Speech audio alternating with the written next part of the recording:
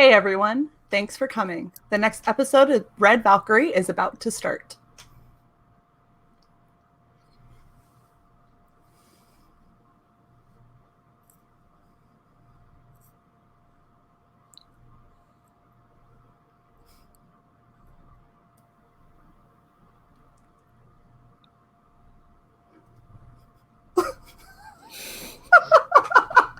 It hung for so long. I'm sorry. Hi! All right! Welcome, everybody. So we've got another episode. I can't even talk. I'm sorry.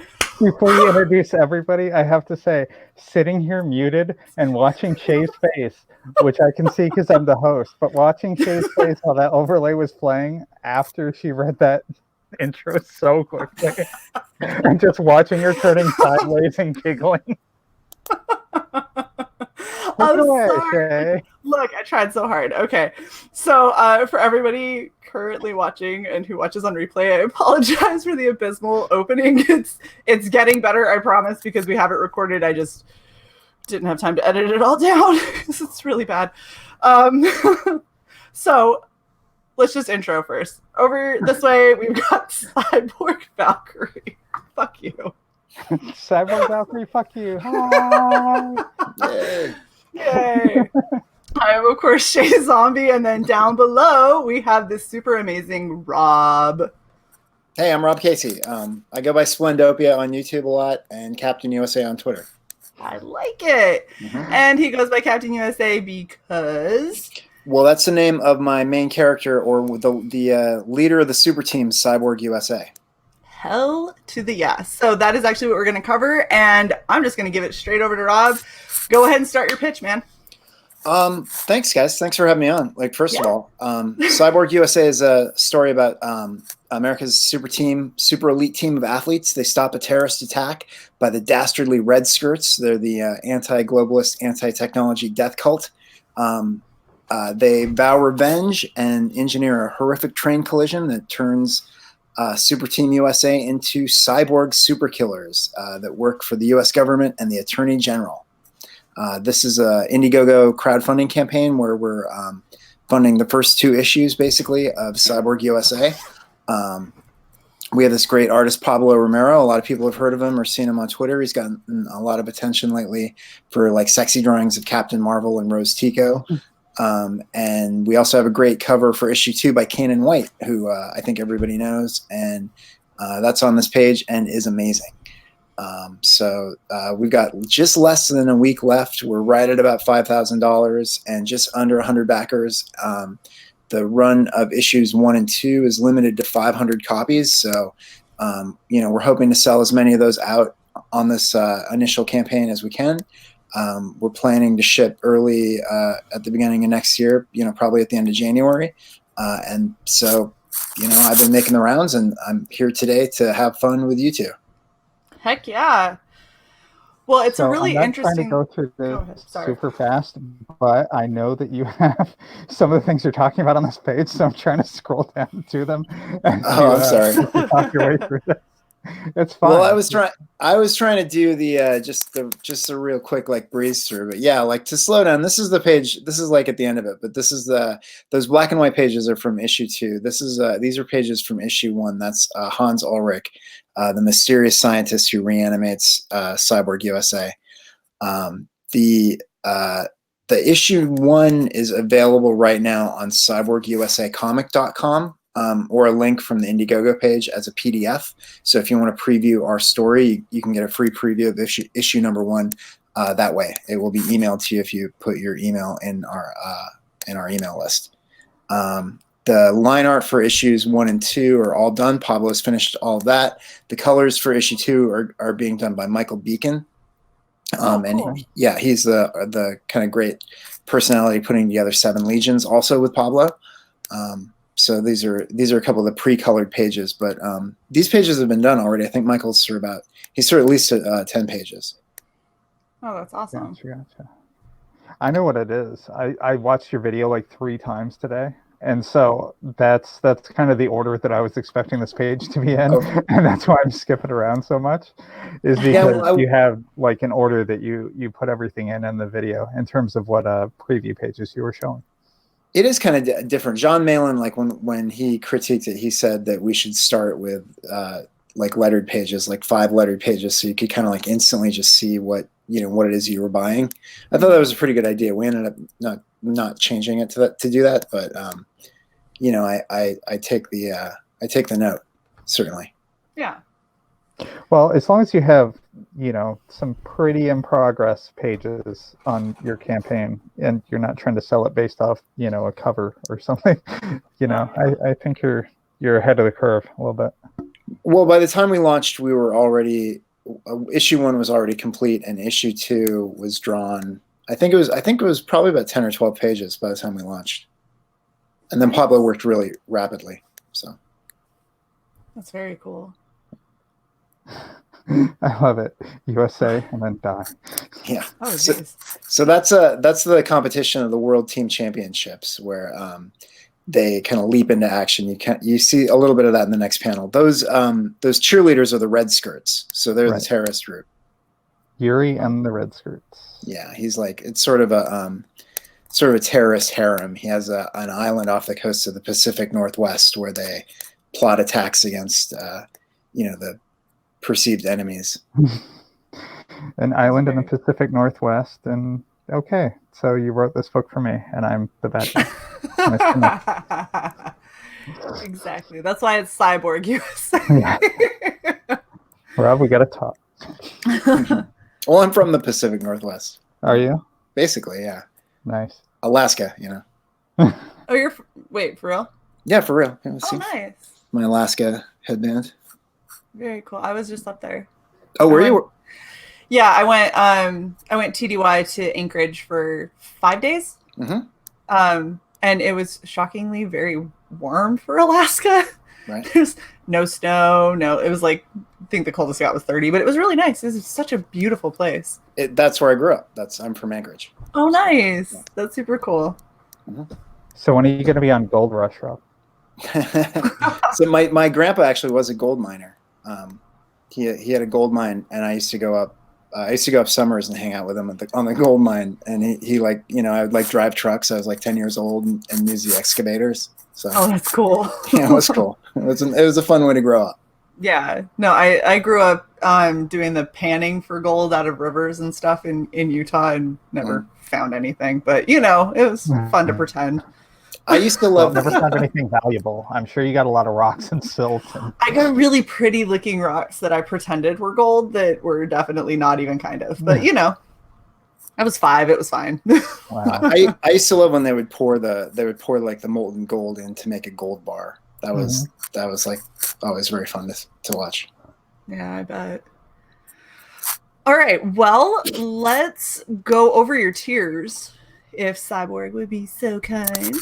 I would not, because I'm the evil person in the Pacific Northwest who's your. Yeah.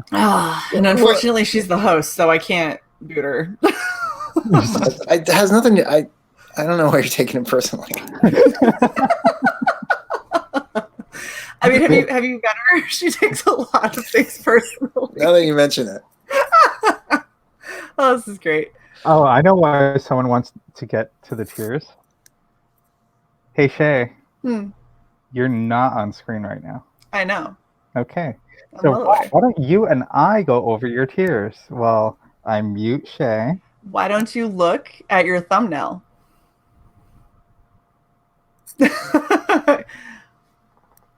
What are you talking about? I have 40 thumbnails in front of me. Never mind. You're fine. Oh, she already changed. Dick. Anyway, let's go ahead while we were talking. I did. So the tiers. The first tier is the comics. Yeah. That's just the comics, issue number 1 and issue number 2. So that's, like I said, limited to 500 of each. So you're getting a limited print run of this first offering of the comic books. The second tier is a black and white. We're calling it the coloring book variant. So that's just the line art. for issue number 1, as well as you get issues 1 and 2. I'm sorry, are we down here now? Yeah, it's just like this next one down. There And you then, yeah. So that's that one. The one that I just said, I think, is up right now. So you get 1 and 2 color, and then you get a third one that is the black and white, right? Correct. Yeah. Okay. The third one is just the black and white line art. Okay. So we call it the Number coloring book. You probably don't want to color it, but you could if you want. So the perk after that, we're doing an ultra rare issue 1 that's like hand numbered, like printed to order and hand numbered. So it's going to be a little bit special. It's like the ultra rare like variant of issue number 1. Oh wow! But you also get issues 1 and 2. And the next perk package is we call it the deluxe pack, and that has the T-shirt with the logo and a decal sticker with the logo on it, as well as a wall poster, which is like the Pablo's art from the cover of issue number 1, as well as issue number 1 and 2. And then the last package, there's only 2 spots left. That's Cyborg Guys Yourself. And with that one, you get all the perks from all the other tiers, as well as Pablo will draw you as a cyborg, sort of inspired from our like Cyborg USA universe. It's not an option to get drawn into the comic, but it's basically like a portrait that you'll get with like cyborgized parts of your choice. That's very cool. So you're gonna get basically like a character sheet of you. Yeah, exactly. Nice. So you can give Pablo or give us a picture that he can reference, and then he'll send you back like his rendering of you as a cyborg. I would scroll down and show all this, but I'm just staring at thighs. So that's the original. That's the character Tina. That's the original character sheet that he did for Tina, and she's a cool. Her. Yeah, exactly. She's really cool. So she's got like her cybernetics are up in her face. Yeah, so she's like, this is the panel from when they stopped the terrorist attack at the World Team Championships. After this, they go on to become internationally famous, and they do the talk show circuit, and she gets like a parking ticket, and so like she's on another TV show, and they give her this sign that says "Champion Parking Only," like for like her own parking space, and then she's like, when they're in the train and the Red Skirts attack. The train crash, like the sign "Champion Parking Only" like slices through her head and cuts most of her head off. Oh my god! And so that's she loses like part of her face and brain, and then she's reanimated by Hans Ulrich with a death ray that she can shoot out of her eye. All right, so I am going to premiere a new feature on our channel. It's called actually being in the 21st fucking century and being able to play your video with sound. Yay! Awesome. Look, so we can actually see not only this panel, but what happens right before this panel, which is what I was looking for. Yeah, I guess that's not on the train collision is not on the page. Right. So her injured skull is what I was looking for when I scrolled down originally, and I know it's in your video, so that's why I want to make sure that I play it. Okay. So if you give me a second, I actually have to stop the screen share and then restart it again. Costume change. Oh yeah, look at that. That is pretty patriotic. I love it. It took a lot of finding. I was like, I know I have something. That was not in the front of the closet? No, I don't wear this every day. Oh. Yeah. Shame. 4th of July clothing was not in the front of the closet in November. Well, I wear this. I wear this every day lately. So. I've noticed. Right? It seems like your go-to. Yeah, I gotta say, I'm a big fan of your "I'm pretending I'm someone else" pictures, especially the ones that I saw were campaign highlight. I'm not sure. What do you mean? What are you talking about? No, nope. I have no idea. I don't know what this is. This is Cy going rogue. I don't know. Let me share my screen here with audio. Skits is there. Hey, Skits. I gotta mute for just a sec. Yeah. And so am I, so that this audio actually plays right. So Shae can narrate or react or what? Reaction video! No.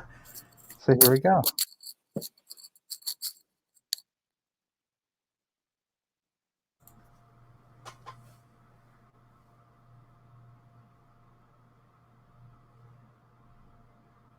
You need to unmute the audio on the video.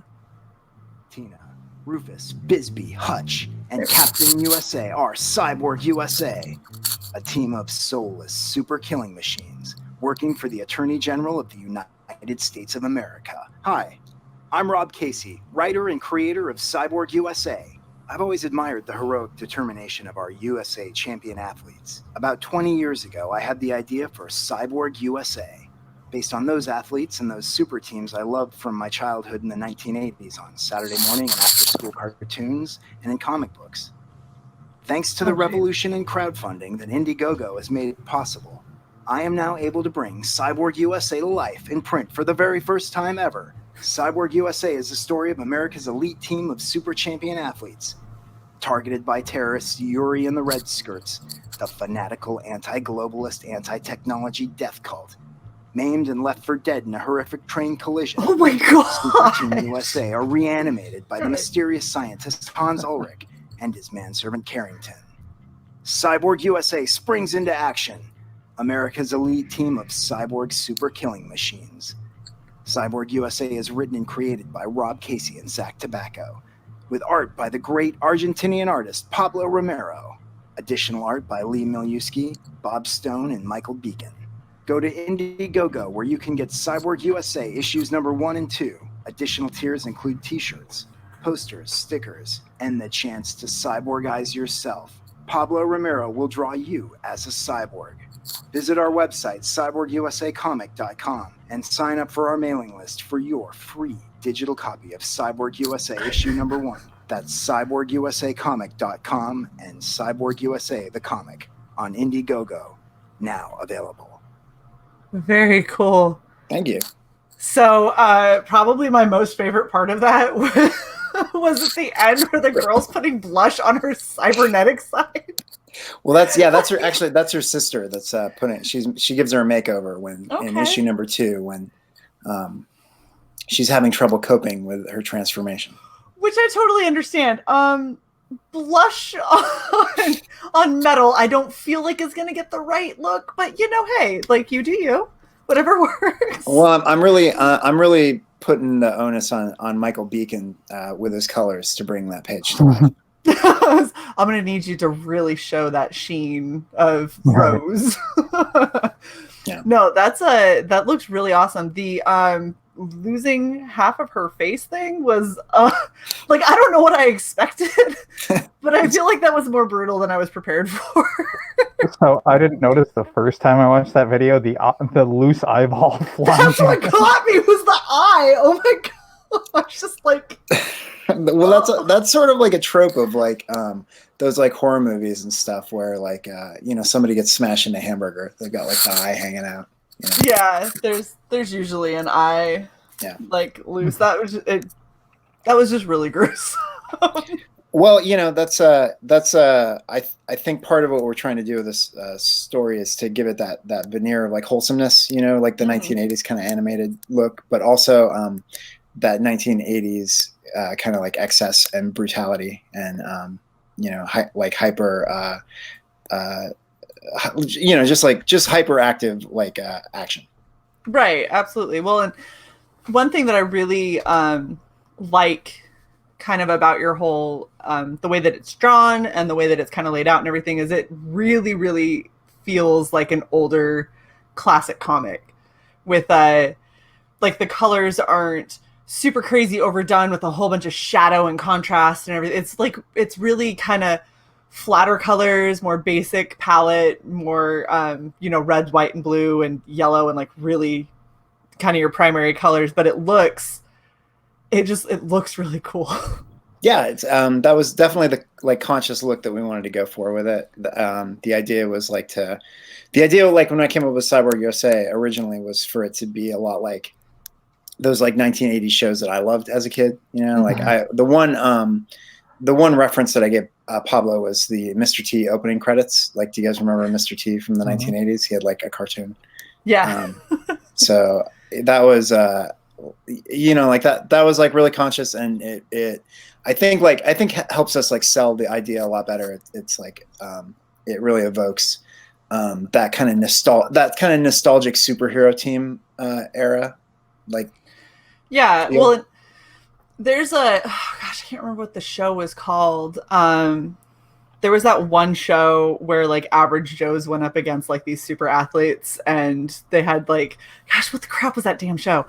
Where they like, I just remember they had like the big poles that had the big like American Gladiators. Yes. Oh my gosh, that's exactly what I think of when I see this. Is I think of American Gladiator with like the way the leotards are and the colors and the hair, because the hair was always crazy. I think that was definitely an influence. I used to love watching that show. I thought American Gladiators was awesome.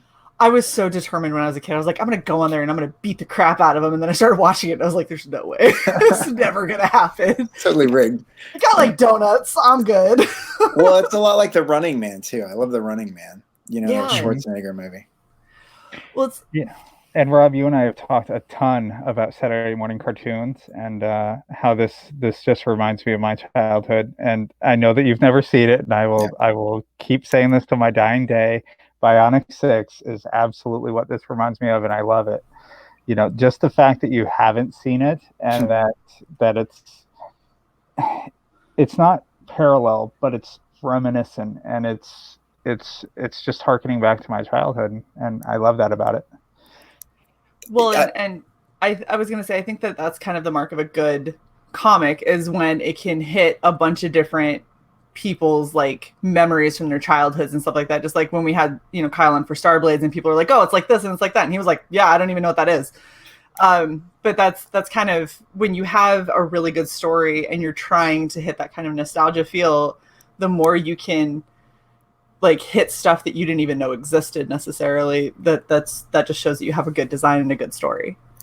I thank you for that. You know, I think so. You know, I was certainly like influenced by a lot of things that came out around that time.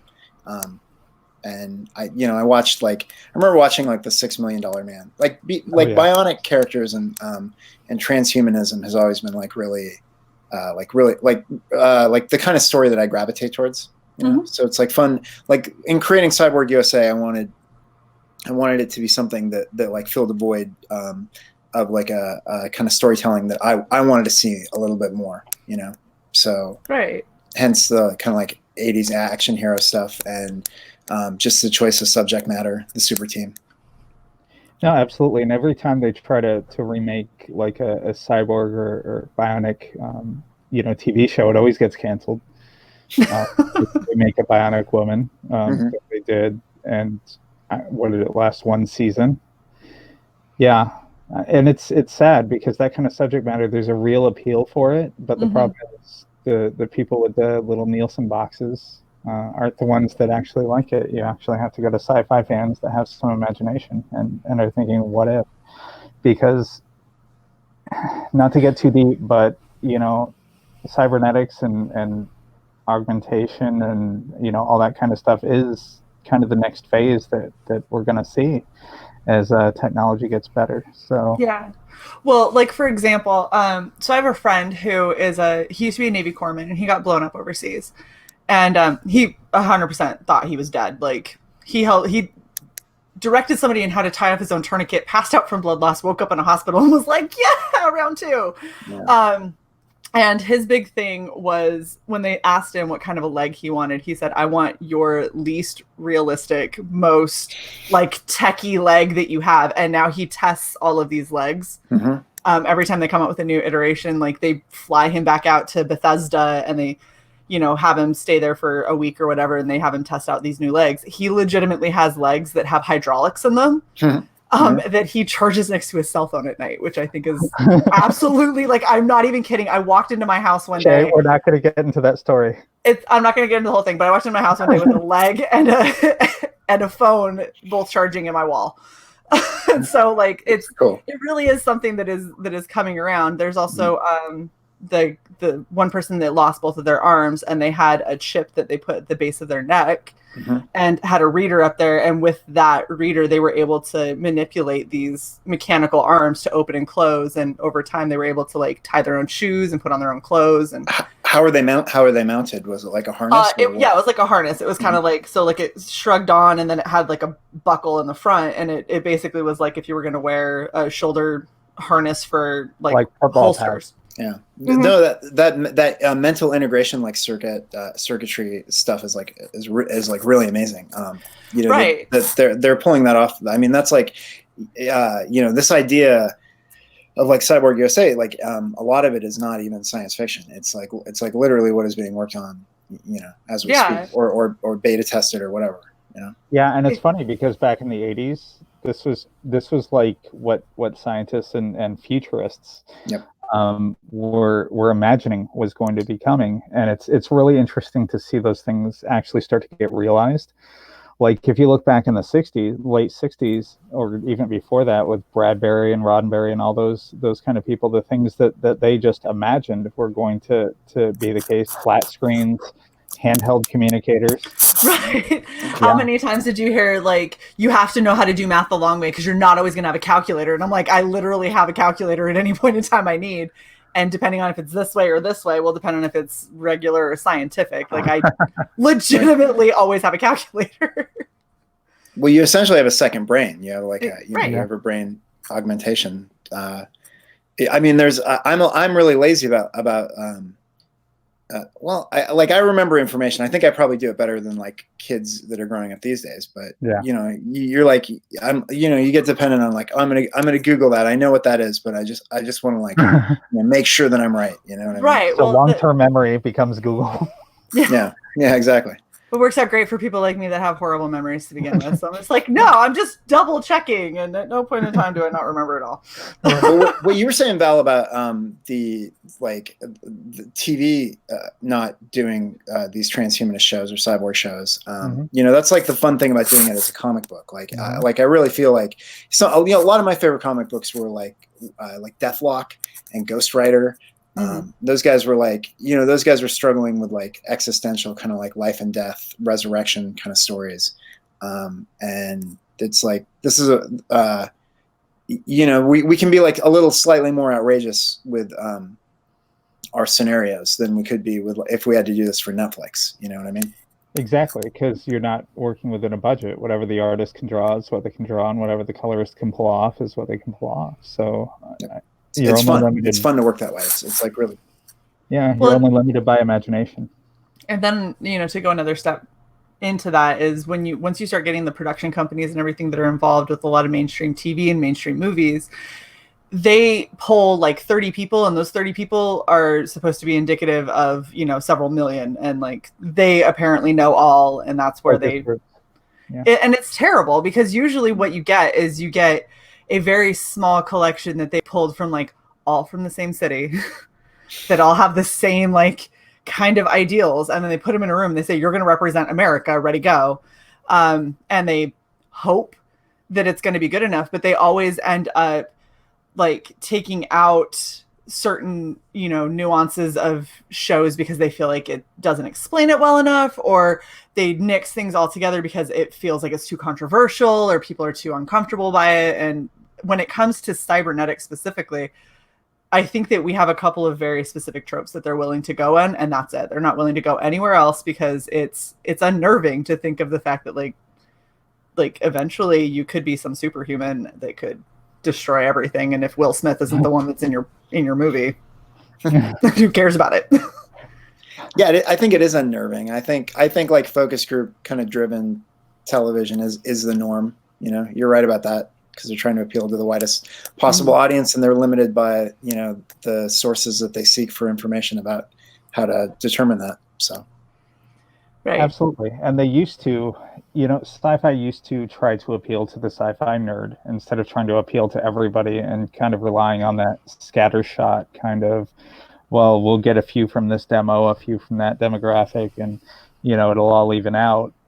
But I mean, you see that stuff happening with TV these days, and that's why shows die so quickly, is because they're too busy trying to pander, you know, in various directions, trying to hold on to those loose demographics. Right. They could be appealing to hardcore sci-fi fans and actually having a following, you know.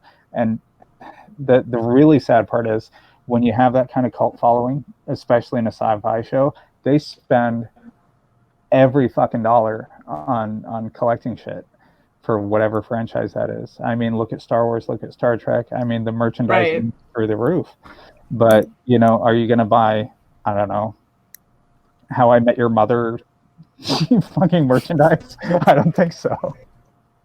No, that doesn't typically do well. I think I ended up buying a Big Bang Theory, like Sheldon dressed with a Riddler shirt on. The funny part, that's what I was going to mention. That I thought, no, that's much too popular for me to mention. Well, they do. They make Big Bang Theory like action figures. They do. My wife like really loves Big Bang Theory, and she loves it in the way that where she like likes to turn it on and have it on, and I just like can't stand it, so she won't watch it when I'm around, but she'll be like, when I walk in the room, she's like, I've been watching Big Bang Theory. It's like, you're exactly proving my point, Rob. Exactly proving it. Oh, so you actually did get one question from Scotty Richard. He wants to know, have you ever seen Super Globetrotters? Yeah, I have seen Super Globetrotters. Yeah, exactly. I'm assuming that was probably part of this influence. And then feels like you should include an ad for Hostess fruit pie. Oh my gosh, they still make those too. That's the weirdest thing. My dad used to have them with every single lunch. I remember I was like tricked into buying those to eat as a kid from those comic books, and I remember every time I ate one, I was like, God, I cannot. This is like so. Why did I do it again? Oh, it's so terrible. Well, because you try every flavor. Gel filled with nothing but colored gel. Yeah, you're like, well, cherry was awful, but maybe apple is okay. Maybe apple will be all right. Apple wasn't any better, but I'm going to try this raspberry, damn it. One of them is going to work. Yeah, Skits is talking about that cartoon with Bo Jackson. And I can't remember what it was called, but also Wayne Gretzky was in it. It was like Super Pros or something like that. Oh, but I do remember that. I mean, that was like, it was like ubiquitous, like that kind of programming in the 80s. Because like every season, you got like another half dozen of them, and mid-season replacements and stuff. It was glorious. Yeah, it was so much fun. It was a very fun time to grow up, 1980s. Absolutely, no, I agree. I mean, I grew up more in the 90s, but still. Yeah, youngin, shut up. Hey, nobody's asking you 29. Oh, that's true. For the past how many decades? Yeah. Shut up. Cyborgs are immortal. Right. Okay, so does anyone have any questions? Or is there anything else? What I'm looking forward to in body augmentation. Cyborgs last longer. Nice. So that's a big thing. That's like a big storyline for our show is, or for our comic book is that if, like after Cyborg USA is known to the whole world, people, they want to pursue their own body augmentation. So they converge at the beginning of issue number 2 on Hans Ulrich's mansion to try to break in or try to entice them to turn them into cyborgs as well. Nice. Yeah. I feel like rich people would be after it because they could, defray the cost. That's part of, we'd like to keep this series going for, I always say like 12 issues. And one of the ideas is that there ends up being a Cyborg of Monaco. And that's like a super rich guys club where they get together and, like try to outdo all the other cyborgs in the world with the richest, like chicest cyborg body parts. Oh, that's so funny. Yeah. So I just checked something on your campaign that I hadn't really looked at as closely as I wanted to. It's the picture where you have your blonde, like, just destroying the other 2 red hat girls and all that. Yeah, the red skirts, yeah. Yes. So Yep. Yes. So scroll down just a little bit more on that one.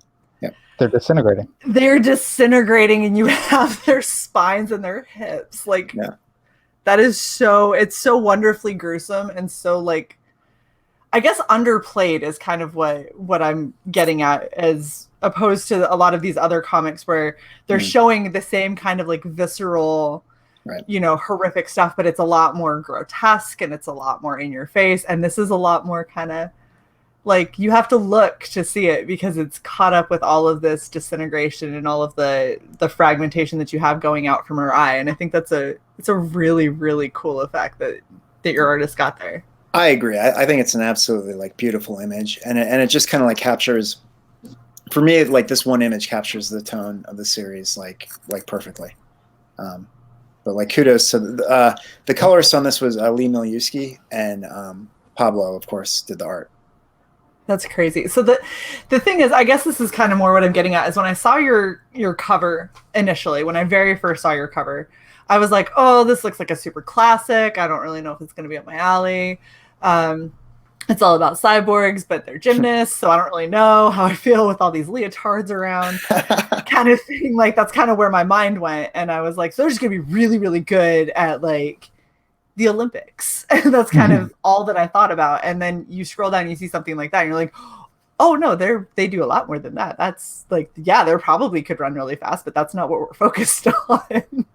Yeah, I think it's like, you know, the idea behind the show is to, I keep saying the show. I mean, it should be a show if we're going to be honest. The idea behind the comic, the issues, or the story is the word I'm looking for, is that we're like we're exploring this transformation that they go through in a way that they deal with a lot of the angst involved with it, a lot of the negative consequences of it. You know, they start as heroes already, and they're already like elite champion athletes. Mm-hmm. So, you know, becoming cyborgs and being like employed as super killers for the United States Attorney General is like not necessarily like a desirable improvement in their lives.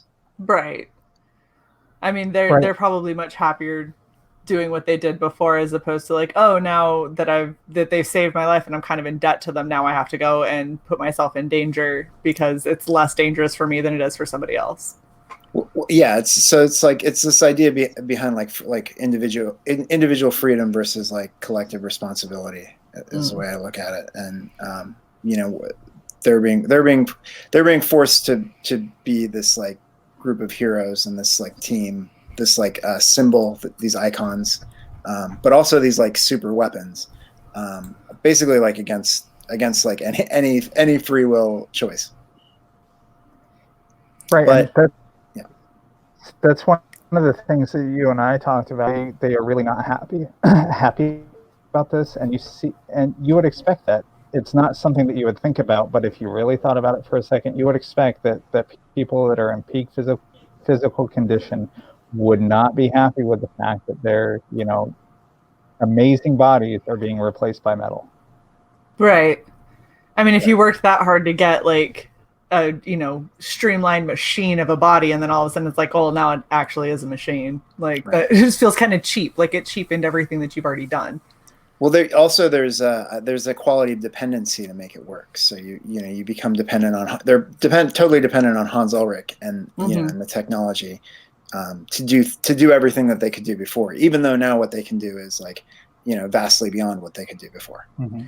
Right, but it's not being your own person, being beholden to somebody else, and constantly like if you decide you don't like Hans, like tough shit, he's the thing that's keeping you alive. Exactly, that's exactly right. So that's even though the first issue kind of like plays out as like a kind of traditional like superhero origin story, and traditional narrative arc. That's why we wanted to include issue 2 as like the first fundraiser, because issue 2 they spend all of that at like Hans Ulrich's mansion and start to you know, we start to get to know them as individuals a little bit better, and this kind of you know, these qualities in the storytelling kind of start to unfold. Get to see their complexities. Yeah, you have that character development where you see that they're actually people and not just cardboard cutouts. Right. That's really cool. Skitz has a good question for you. I'll get to it in a second. Okay. I've been put in the corner. All right. Yeah, right. You got it. It's all you. I'll just sit over here.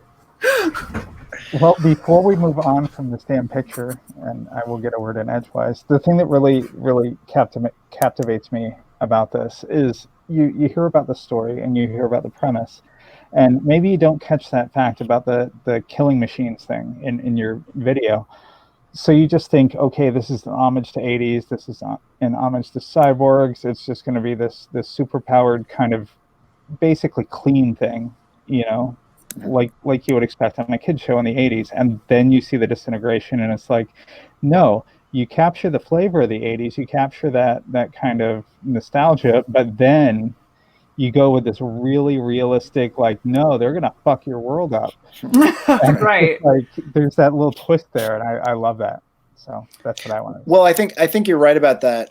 For me, but for me also, like that's what the '80s was. You know, like the '80s, because I was like a kid in the '80s. But you know, I say this a lot, but I saw RoboCop like opening night in the theater. I was like 9. You know, and RoboCop then became an animated series on like Saturday morning cartoons. So there was like a lot of crossover. You know, like Rambo was a cartoon. There's a lot of crossover between like you know, we watched all that like gruesome like Hollywood stuff, right, as well as the cartoons, and there was a lot of bleed in the imagination, like spillover. And the funny part is, you know, RoboCop was headed the right way towards an X rating after the censors actually realized how gruesome that Ed 209 scene was, where he just turned that guy into hamburger in the conference room. I saw it before they went back and re-edited that. I think I was like 10 or something like that in the movie theater. My mom, who was a nurse, almost got sick and had to leave the theater. And I just sat there and watched the entire damn thing, including where the guy got hit by the car and just, you know, turned into gelatin. Well, when you talk about the eye hanging out, that's the case with that guy. That when he comes out of the toxic waste, his eyes. Yeah, with the melted face, melted droopy fingers. Help me, man! Oh my god! Yes, exactly. It was silly putty. It was like Clayface, but for real. Oh, I love it. I love that movie. So that's like the North Star of like Cyborg USA. When me and my partner Zach talk about like tone and what we want to do with a series, like that's like the gold standard of you know, like sci-fi satire, I guess. I can't remember who did that. Was it Verhoeven? It was Verhoeven, absolutely. Oh my god, I love him. Me too. Starship Troopers, make a million of them. Absolutely. Yeah. Genius. He's an absolute genius. Shae, you may come out of the corner. Should I answer skits here or yeah, that was the question I was going to read. She was going to read it for you know, our audience members that don't look at the screen. Did your low funding goal help you? Oh, whatever. No, I mean it is a decent question, because you always run the risk, if you put your funding goal too low, that yes, you're going to fund and now you owe people something, but if it's not enough for you to actually deliver, then, you know, are you mortgaging your house? Are you opening a credit card? Like, how are you going to get the rest of it? Yeah, so, I can answer this in like a really comprehensive way. I can talk about it extensively. Because first of all, I don't know. I mean, I don't know. Like, did it? Maybe it did. I think the reason that people say you should do it is because it bumps you up the Indiegogo algorithm if you break through your threshold early. Is that your understanding too, both of you? Yeah, or it puts you on the trending, absolutely. Okay, so that did happen. That did happen to us in the first couple of days. I think we broke through our goal was 1,000. I think we broke through 1,000 within like 5 days. And we were up in like one. You know, I didn't check it every day. I wasn't like, it wasn't like on my radar to like do like obsessively, and I didn't realize we fell like off very like when I did finally check it. I was like, we were like nowhere. And I was like, oh man. So I don't really know beyond like that first week. I don't really know like if that was working or not. But it did keep us in like we were at like number 1 when we broke through, and like the 3rd place like the 2nd week for a little bit. So in that way it was helpful. I don't think that like, so the amount that we've raised so far, you know, we're really happy with. That puts us in a really good position for fulfillment, and that's what I was like mostly concerned about with the campaign. Like I wanted to make sure that we offered something that we were definitely able to fulfill. So a lot of the expenses with the artists and stuff like I absorbed, and I you know, it's not, I don't necessarily have expectation to make that back, at least as far as like what we've raised so far. But I hope, you know, if we can raise some more, that will put us in a position where we're like financing future books. So that's you know, kind of like we have like lucked out pretty well, I think, in terms of like what we've raised for being able to accomplish this fundraiser. You know? Yeah, and you bring up a really good point, and I hear that so seldomly, and it's kind of sad. But the truly dedicated people that have a passion for comics, that have a passion for the story that they're trying to tell, you always hear them mention, "I'm going to take this money, and this is going to help me make the next comic." Right. as opposed to some other people out there that are just like, I made this amount of money, the end. Right. Well, I already spent the money for this comic. You know what I mean? So what am I going to do? Pay myself back? I guess that's what I would do. But what I want to do is I want to keep the series going. I want to continue to make Cyborg USA comics for, like I said, for like 12 issues or so. Right. So and that's the difference between being in it for the story and the entertainment and being able to give something to people that they're going to hold on to and love versus here's my widget, buy it. Right. And I think that it gives you a lot more legitimacy, because what you're saying is that you care more about the fans and other people experiencing your story than you care about lining your pockets with, this isn't your get rich quick scheme. This is like, I would, obviously you would like to make money. Who the hell wouldn't? But at the end of the day, if the money that you make can fund the rest of your projects, that's awesome. I kind of have like modest ambitions, I think. I think I don't want to disparage like any other reasons anybody does it. Of course, like making money is like the goal, but, right. But also doing like 12 issues will be very expensive, to hire artists and continue to do the work. And I'm realistic about like what that means. And, for me, this is like it's like a dream come true to be able to like make a comic book and find an audience for it. And that's like the great thing the Comicsgate has like offered, and, everybody on Twitter and all this stuff, and YouTube and, I just feel like really grateful to have gotten to this point, and the story that I've wanted to tell for like 20 years, like we're able to do. So it's like everything else is kind of gravy, Right. And that's the great thing. I mean, even if the story doesn't appeal to them, maybe they're interested in horror books or something like that. And I said horror. Even if they're interested in horror books or something like that. Yeah, exactly, Rob. You'll find people that are going to have you on maybe their channels, or, be tweeting the hell out of it and stuff like that. And that's the really great thing about Comicsgate and about indie comics is that I mean, it's all about people helping each other succeed. And it's really nice to see that, because you don't really see that in many other industries. So I'm glad that people have come together to do that. And well, Shae, it's not all just everybody helping each other succeed. There's a little rockiness in the a little bit world. of yeah, right. I mean, I've noticed some stuff. Yeah.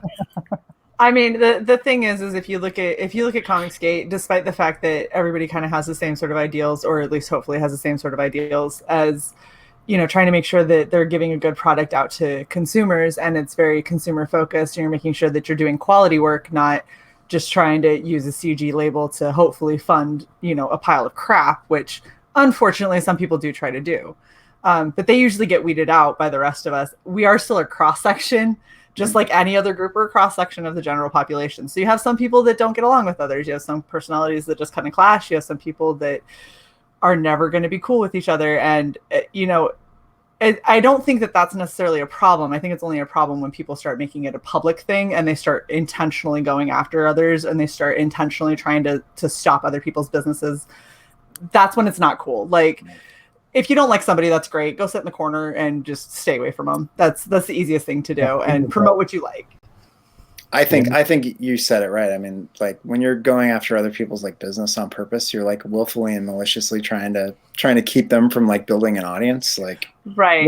What are you doing? Right. Right. I mean, and everybody's experienced it in some capacity. And even I don't even have a project, and I've already experienced it with some people. And it's like, I literally, my project is promoting projects. I don't know what the issue is, but okay. Like, you're entitled to your opinion, and you can be as mad as you want to be, and that's fine. So make movies. Yeah, make movies there. I just muted because I don't know if you can hear it, but there's like a really crazy fire truck going on outside. I heard it. No, Shae, I was trying to get you to read the damn comment that I've had on the screen. I was about to, and then you interrupted me to tell me to read the comment. Whatever, bitch. So this is an awesome idea from Scotty, is to make up a cereal like Wheaties, some kind of fictional cereal, and put them on the box, which would be hilarious. And I honestly think maybe not this campaign because you don't really have the time. No, well, we have an idea. It's like Cyborg Crisp, like my writing partner. I sent Val a link to like the Cyborg USA theme song, and on that page on YouTube, he's like, he talks about the Cyborg Crisp that's made with real microchips. Nice. Yeah. So that would be hella crunchy. So very small, they're microchips. So I don't know if you watch like wrestling at all. Not really. I mean, that's fair. There's a group of guys called New Day, and they have their own. I can't remember what they are, but it's their own cereal, and they actually made cereal boxes that have like Cheerios in them, and sold a limited run of them, and it's freaking hilarious. And I think honestly, if you ended up hitting either this campaign or your next campaign, you hit a certain goal, and you're like 5 random backers are gonna get like a box. Is that will I get in trouble with the FDA? Just don't include actual cereal. Yeah. Just pure microchips. No, just give them the box. No, you can give them the box. You can give them a bunch of like little cardboard whatever's inside and be like, yeah, here you go. Here's your cereal. Do it a mini box so it's easier. Oh yeah, the little mini one. Yeah, and that's so 80s. See, it's perfect. I see from those when every time we went on fishing trips to Homer, I used to eat those, and we cut them open. You eat out of the box like it's a bowl. Yeah, and they're always terrible, and it always like gets. Yeah, they leak out the sides. Skit says it's a micro crunch. Scotty, can I give a shout out to Scotty Richards' studio? Absolutely. He did this very cool pilot for like a comic skate indie showcase. So he did Cyborg USA as the like pilot, and there's like a host, like an animated host named Ginger Gator, and she like promotes the show. So I don't know, you should check out his YouTube page because it's very fun. Absolutely. No, that's really cool. The other, where was it? So aside from Scotty asking if you can have a cyborg Ronald Reagan make a guest appearance, which would be hilarious. You also have Skits asking, what would you do differently on your next campaign? It's probably a lot of things. So the next campaign, ideally the next campaign will be like future issues. So I'm going to do a lot differently. But there's like a different question of like, if I had this campaign to do over again, how would I do it differently? And one way I would do it is I didn't really collect the mailing list properly. I think I would have done like a pre-campaign page where I was running a mailing list. We were running a mailing list off our web page, and that wasn't really successful. And we didn't really have like a mailing list to do a big launch in the first place. So a lot of people do that anyway. I'm not telling them anything they don't know, but that's one thing I would have done differently. Very cool.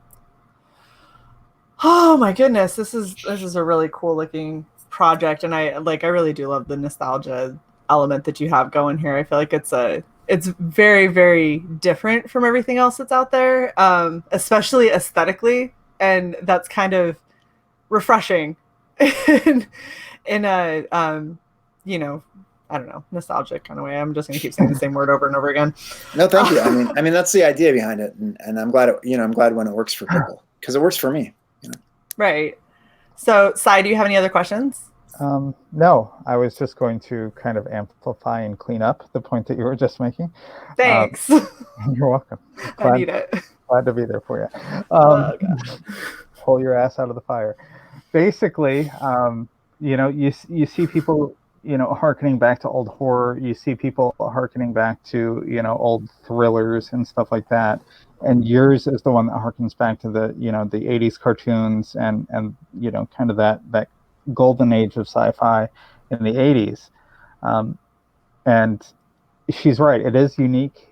I haven't seen anything out there that's specifically encapsulating that period, especially to the degree that your art really, really is just, the prototypical example of what I would expect to see on a Saturday morning growing up. And, there's such love for that period from a lot of people. It just shocks me that yours is the only one out there, but rock on, because at 499% funding, My gosh, that needs to tick over. Exactly. With that level of funding, I think that you can see that, you know, your audience is there. Absolutely. Cool. That's great. I mean, we're super thankful for like every backer, and we're super thankful for every opportunity I've had to get on YouTube and promote it. I'm glad this worked out with you guys. Yeah.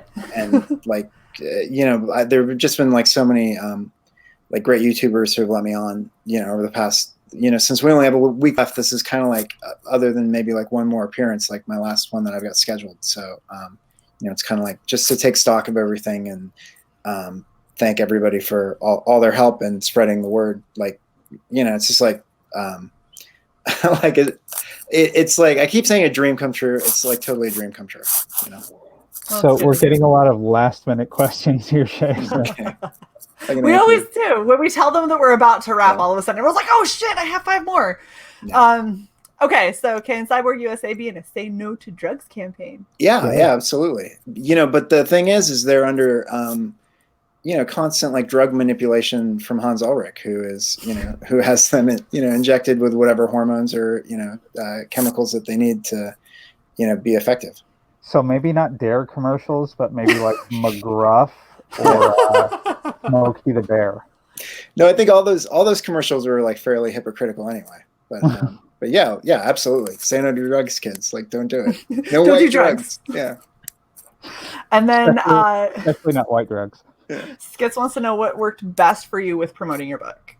God, couldn't wait for me to put it up there. No. God, that's a good question. I wish I knew. I wish I knew how to answer that.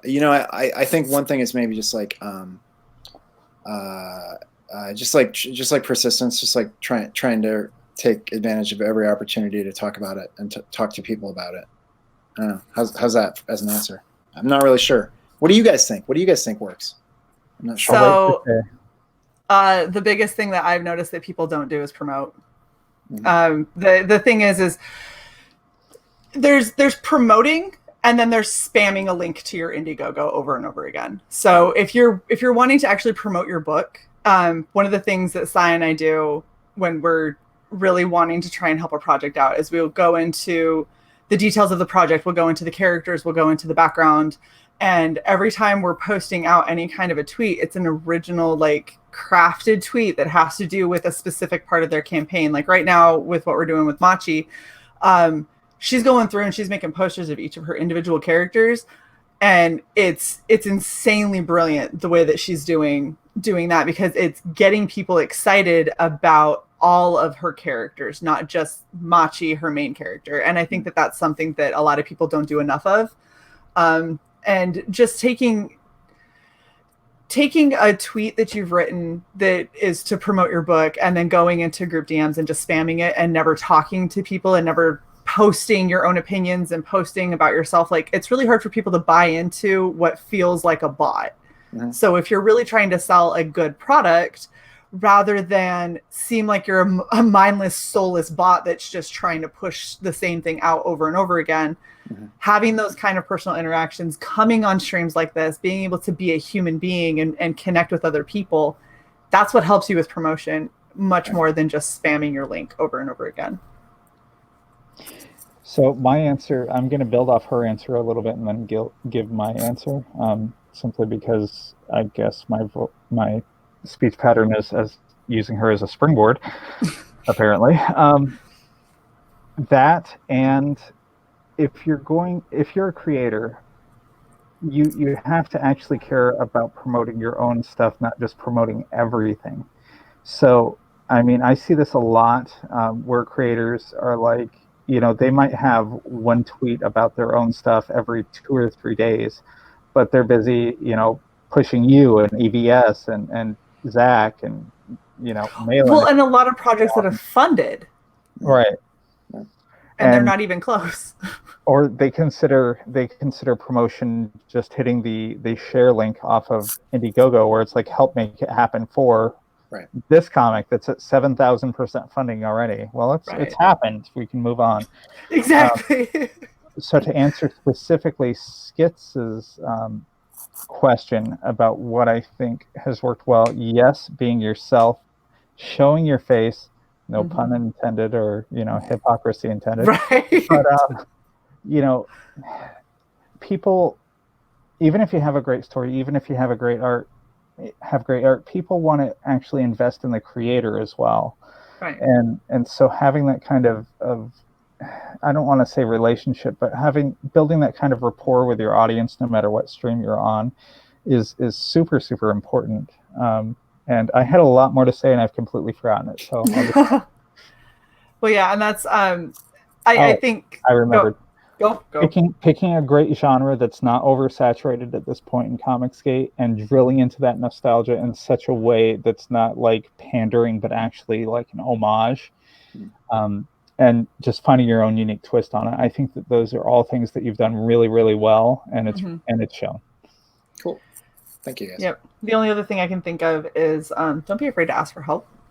There's a lot of other people who have done this before anybody else who would be starting just now. And if you've got questions, or if you feel like somebody did particularly well in their campaign, most people are willing to kind of share how it worked for them, because while it is competition, it kind of isn't, because we're all trying to get to the same end goal. We're all trying to get to better stories, better comics, better art, better everything that's out there for consumers. And if you like a certain genre or you don't like a certain genre, that's not a problem, because there's going to be enough good out there for everybody to kind of pull from. Right, and it's not a zero-sum game. So just because someone buys EVS's comic doesn't mean that they're not going to buy your comic, Rob. Right. And, stuff like that. I mean, granted, there's not a limited amount of money in the universe, but I mean, the pie's big enough. Exactly. Well, I definitely I wouldn't have done this crowdfunding if it hadn't been for watching your boy Zach's videos and EVS's videos, and those guys kicked off something that I think is like really cool, really special, and it's great to be a part of and like learn from everybody the last couple of years as we've been trying to put this together. So you're definitely right. Like, people have been really generous and are really generous about sharing their success with other people. So I think it's been awesome. It's like, as bad as people like make Comicsgate out to be, it's like really fun. Right. And the only word of caution I would say is don't just seek out the opinionated people, because there are people that are really horrible about doing campaigns and promotion, and they're some of the strongest voices simply because of the fact that they're loud and pushy. But, well, an example, so not of that, but I mean, in one way or another, Shae and I have given advice for, I don't know, somewhere between 6 and 10 campaigns at this point, and all of it has paid off in dollars for actual creators. So find the people that actually have the experience, that will actually not only tell you what to do, but why, and who will take the time to give you advice that's actually tailored around what you're doing and what you want to do in your project, instead of just like launch on a Monday. Right. Yeah. Like giving the context, I think, really helps a lot of people too, because there's, launch on a Monday sounds silly, and like, why would it matter? Why couldn't I launch on a Saturday? But when you kind of break it down, you look at the logistics and everything, it's like, oh, well, if I launch on a Saturday, I might not get paid for who knows how long, because their system is going to bug out. And, it's little things like that people don't consider. Right. Yeah. Well, one thing we did, this is like that I would have done differently next time, is I didn't really decide that we were going to launch until like we actually launched. Like for the 2 weeks before we launched, I was like pretty much planning to hit that date or to launch it by that date. But like all over the 15 months probably prior to that, I was like debating, like, should I launch this, or how should I do it? Should I do a crowdfunding for all 12 issues, or like, just the first one, or what should we do? Like if I had it to do again, I would do it with a little more like, this is our launch date, and it's 2 months from now or a month and a half from now, and meet us to then. give you enough time so you can actually hype it. Yeah. So that people knew it was coming, because I wasn't even sure it was coming until it was like 100% ready to go. Yeah, like even then it wasn't. Your audience. Yeah. Get them ready.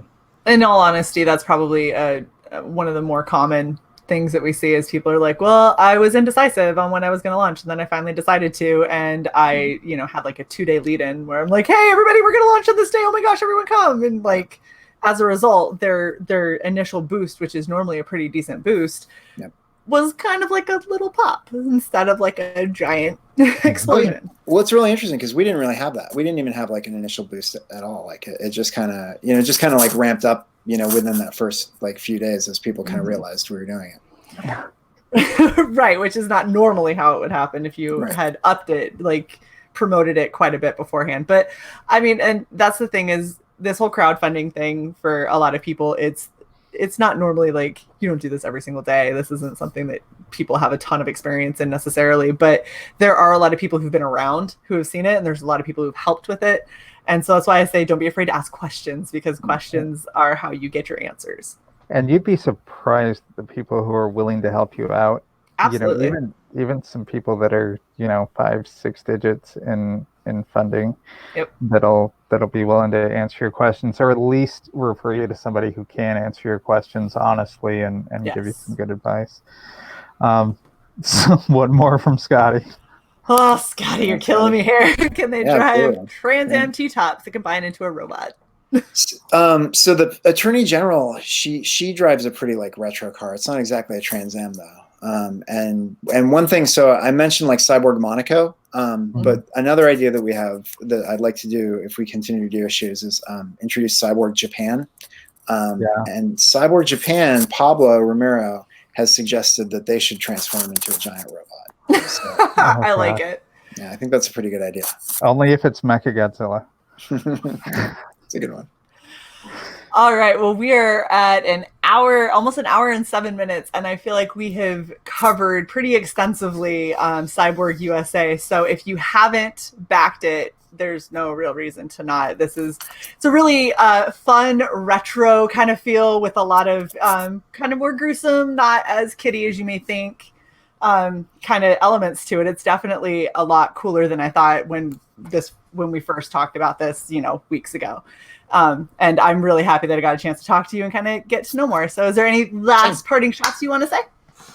No, just, encourage people to back it. Like I said, it's one more week. So the campaign closes on, I guess, Friday night, next Friday. Check out the free PDF at cyborgusacomic.com. If you want to preview the issue, which I think is, a reasonable thing to do. And thanks to you guys for having me on. It's been it's been a really fun night. Like I enjoy your company. So absolutely. Well, so thank you for coming on. In the chat. Yes. Sorry, Shae. The link is in the chat and in the description. Go ahead, Shae. So be sure to like, share, and subscribe, and we will catch you guys next time on Red Valkyrie. Thanks.